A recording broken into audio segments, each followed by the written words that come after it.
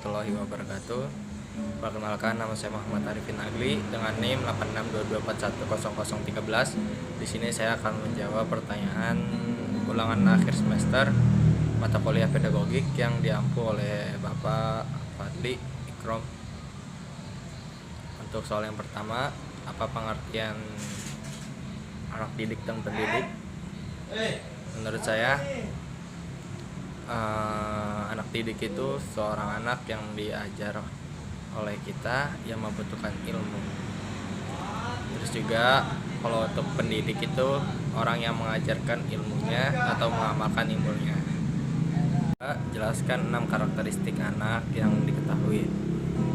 Baiklah, 6 karakteristik anak itu sesuai dengan pengembangannya. Yang tadinya pemarah bisa jadi pemaaf. Terus juga yang tadinya suka iseng bisa jadi tidak iseng. Terus juga yang tadinya pelit bisa berbagi. Terus juga yang tadi tidak aktif bisa aktif. Terus juga yang tadinya tidak berani menjadi berani. Terus juga yang tadinya pemalu menjadi mentalnya lebih kuat. Untuk jawaban selanjutnya, sebutkan 7 peranan pendidik dalam mendidik anak. Baiklah, peranan pendidik itu mencakup kita harus mengajarkan anak supaya dia berani. Kita harus mendidik anak dengan terampil.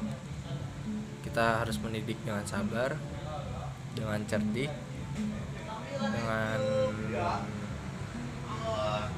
rasa kasih sayang, dengan semangat, tidak menyerah. Terus juga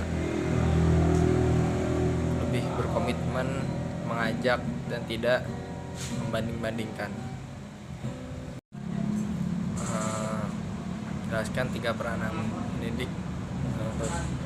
Sebutkan 3 lingkungan pendidik. Yang pertama, lingkungan yang sangat disiplin itu sangat berpengaruh. Terus juga lingkungan yang menjaga kebersihan itu juga sebagian daripada iman, kita harus menjaganya. Terus juga lingkungan yang berkembang. Selanjutnya mengenai pendidikan formal dan non formal. Pendidikan formal itu seperti SD, SMP, SMA. Kemudian pendidikan non formal itu seperti keluarga, les, atau bimbel. Jawaban bab 3 tentang peranan guru harus bagaimana. Kita itu harus menjadi pendidik yang harus benar-benar mendidik. Yang pertama, kita itu harus mencontohkan. Jikalau kita tidak mencontohkan, si anak didik ini tidak dapat berkembang. Kemudian kita harus semangat. Jikalau memang gurunya tidak semangat, ada anak didiknya pun tidak semangat. Kemudian kita harus disiplin. Kalau misalkan kita tidak disiplin, nanti muridnya ikut-ikutan tidak disiplin. Untuk bab 4, paradigma Islam itu sangat penting karena kita harus belajar mengenai pendidikan agama Islam yang beragama Islam.